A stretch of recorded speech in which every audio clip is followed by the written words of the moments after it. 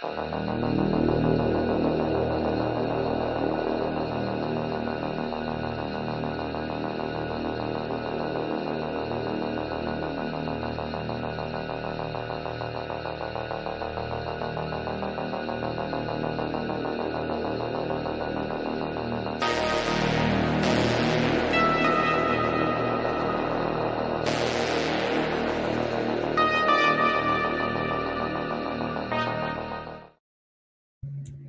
all you ghouls and goblins of the world, and welcome back to another chapter here of Killer Cuts. And it has been far too long since we told a chapter of this wonderful horror review show that we've got here. Last time out, we had a special guest, Mitch Clark, talking about his independent movie, The Druid's Hand. But we have been wanting to do this one for quite a while, talking about Wes Craven's Red Eye. We'll get to that in a moment. I am Bobby Munson, and beside me, the natural Astrid Pizarro. Astrid, how are you doing? After a long day, it's just nice to talk about something that I enjoy. Horror movies. Why not? How are you? Why not?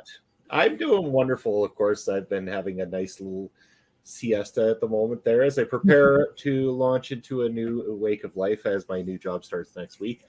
So I was glad that we were able to connect and do this particular one. I know we've talked about it for a while. This was based on your recommendation, but a movie I do very much enjoy because I am a big fan of Wes Craven.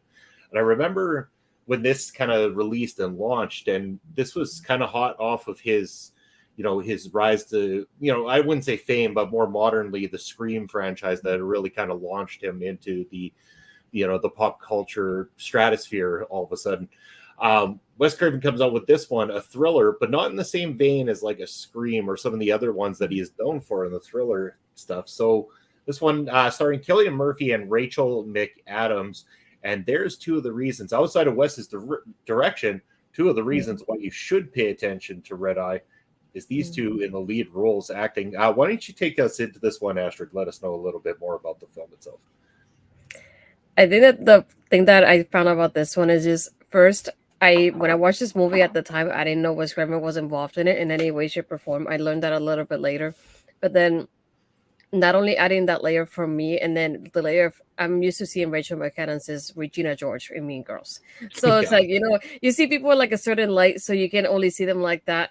So seeing her here, I was really impressed with the way she handled in every single part of this, every single scene of this movie. And Cillian, I just like, I feel like they, even though it's one against the other one, they had such a great chemistry. And I was like, I wish it wouldn't have been that he was like the bad guy in the movie, because I enjoy them, both of them together. And this is one of those movies that I like. And another thing that I like about it too is that most of the movie isn't one place. It's like it barely changes locations though. And to see that, like, this enclosed location, they're next to each other. You can only do so much in the little space that you got there. So I can imagine how different it is, having a movie like this for both of them. And I enjoy the performances. I feel like they really like helped each other in that sort of way. But I had them, like, I saw them in a certain light, and then seeing them in this movie, I was like, I love this so much. And I ended up like watching it so many times. And even then, as I was making the notes for this one, I was like, when I kept thinking, I feel like sometimes I forget details about it. And then I started watching it again. I was like, shoot, that was genius. Wes Craven, like chef's kiss. Yeah, it is absolutely phenomenal. Again, this was based on a story written by Carl Ellsworth and Dan Foose. I believe it's the pronunciation. Wes Craven directed, as we mentioned, Rachel McAdams, Cillian Murphy in the star lead roles. And like you said, his charm comes across quite well in the opening there on the plane, as you kind of get in the feeling of almost like this rom-com, or at least a romantic drama that's kind of taking place here. That connection that the two of them have is phenomenal. But when he flips the switch and all of a sudden turns to his kind of more sinister self, it is quite the turn and very well done in this aspect. So to get into the movie a little bit here, I believe she is going to visit she's going to her grandmother's funeral. And as she is going on the plane back to Miami, Florida, that's when she meets Jackson Ripner. That connection starts to happen before he ends up telling her that there is an assassination plot that he is part of. He is part of this terrorist organization. There's a plot to assassinate this certain politician. She is a hotel manager, which has the rights to be able to move them to a different room in the hotel that they're staying at. He wants them to move her, or he wants her to move them there. So, and then once the assassination is confirmed, he'll call off the hit that he's got on her father, adding an extra layer of creepiness to this. And then, of course, she tries everything she can to try to not go that direction, try to do all the things possible, like writing that tiny little, help me note that she leaves. What he catches it, he knocks her out for it, and again proceeds to do it. She fakes being on the phone, trying to move them and everything, but ultimately she does manage to save the day. But the pacing of this film is so beautifully done. How Wes has it, like you said, it's so tight knit, so very few on the cast, and it kind of flows from one thing to another. Never a dull moment within Red Eye, I found. Yeah, I definitely feel the same too. I feel like it just has a great flow to the story and a great pace to it. And it's one of those things like you're thinking at first, oh, she's just making the line to go, to go back home as she's, waiting to give out her bags. And then, she sees them at the line. She sees them at, at the bar beforehand, and then going to like exactly being sitting next to him, to all these parts. And one thing I like about her character though is that she never gives up. She knows that, for her, the politician has always been a great person. And obviously, not only is it his life on the line, but his family as well, because they're all together in the same room. And she's thinking about their family. So she's thinking of, she's being really creative with her ways of helping them out and delaying it as much as possible, even when though she has her father, on the line as well, if you think about it. So I think about it myself from my point of view, and like if I was in a stressful situation like that, I would not be able to function the way she did, or get like find so many creative ways. Because like you say, she puts a soap in the bathroom that says "help me." She pretends to be like knocked out for quite a bit, and even using the pencil the way she did it for his throat, which is I when I automatically saw that the pen was missing, I said, "Oh, I cannot imagine where this is going," and seeing her stab him in the throat the way she did, I was like, holy crap, she does not give up. Having her in heels running around the airport. I cannot imagine running around the airport with so many people on the way, and then having to do it in heels, and like thinking of like taking off layers and just changing clothing and moving places here and there, calling her coworkers, so many things that she had to do. And I just kept thinking, what is gonna happen next in this movie? Because she did so much to like try to help them out and protect them, and she succeeded in the end anyway. And it's just incredible to see like that she actually got like she was able to help them out. Yeah, and succeeds in a very successful way, not only managing to save the people in the hotel, but also coming to the aid of her father and actually running into the assassin head on with the vehicle, crushing him. So allowing that succession to happen. But then near the end, there is a little bit of trouble as, of course, the lead character manages to find his way back to the home there, has her father knocked out, and is going out after her. A struggle ensues, and eventually the father does manage to wake back up just in time to save his daughter from an uncertain fate that she was about to find herself in. This is so beautifully crafted, so beautifully crafted in every way, shape, or form. It doesn't come across as silly. This is the kind of thriller that I can go back to and enjoy, that I hope a lot of people will go back to and take a look at if they skipped on it the first time around. Red Eye should be witnessed and should be appreciated in the catalog of the films that Wes Craven left us here in this world. I gotta say, major praise for Rachel McAdams as well too. I know you said about seeing her in Mean Girls. Also very notable. The Notebook was another one that I was familiar with prior to seeing Red Eye. I can't quite remember. They'd be close in proximity anyway.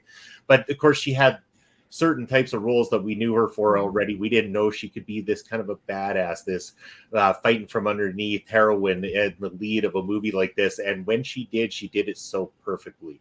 And it's just one of the many things that Rachel McAdams would go on to do in her wonderful story career as well too. I think this is a phenomenal film, an A+ in my book, and I think that many people should take this one back up. I don't have a lot more to add to it. Anything else that you would like to add to this one? Your thoughts on Red Eye? Yeah, you made me think about that sequence towards the end of like when she's hiding from him and within the house. And it just reminded me so much of Scream, especially when you think about like Scream 2 and that sequence that Gail had in the little studio in the college trying to get away from Ghostface. It reminded me of that a lot. And I kept thinking of like that sequence of like, she's in her room, she knows the layers of the house, she knows the ins and outs of it. But even with that, I feel like he still has an advantage over her, which is something that is just incredible to think about in that aspect.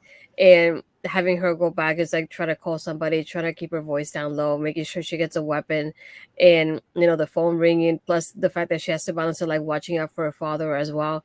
And that whole sequence of her running away from him and going from room to room trying to cover herself, that's it kept me at the edge of my seat every single time it happens. And I really love that about this movie, that no matter how many times I've seen it, and even though I know what's coming, I still get kind of like that jump scare even with that, because the music does help a lot in this too.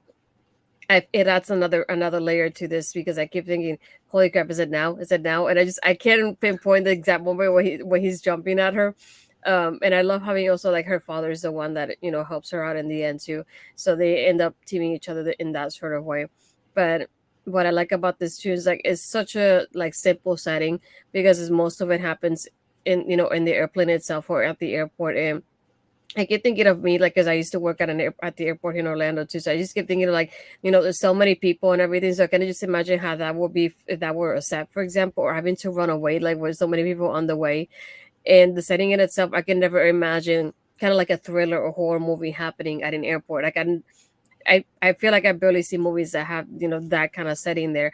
So I thought it was an interesting point from that part of it too, and like you said, her performance was incredible, and it just makes me think back of like all her roles that she's done and how they're all so different. How do you go from The Notebook is such a cute movie to being Regina George and then doing this, and just it just makes you think she does incredible wherever she gets an opportunity. And I really like that about her, Rachel McAdams. I'm a big fan of her, but yeah, these two, I know they killed it, and I like how the first time that I watched it, I just couldn't think of him being like the bad guy, because I was like, when you look at them, they have such a good chemistry, and they have like a good back and forth like conversation, from like the barn all the way to like when they're sitting next to each other, and even she tells him, she's like kind of like, oh, I can't believe it, like you're the one next to me of all people, but it's one of those movies that I really enjoy it so much, and I like how even now, like I said, it just watching it now, just it feels like I haven't seen it before, and I'm just watching it for the first time, and I really like that about this movie too, because I don't get movies like that very often. That I feel like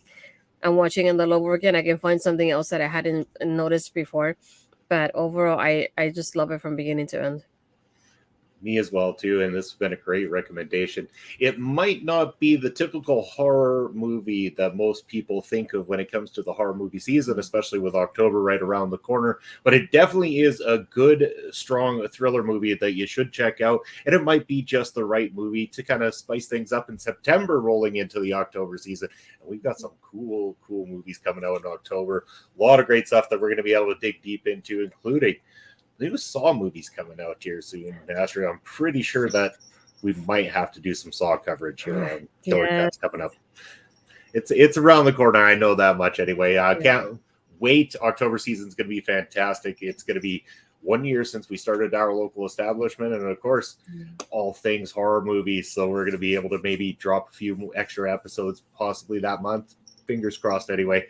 But in the meantime and in between time, Astrid, I'm going to get your ticker up here below so you can let people know what you got going on and what kind of things we can expect coming up from you here at our local establishment and outside of our local establishment as well too.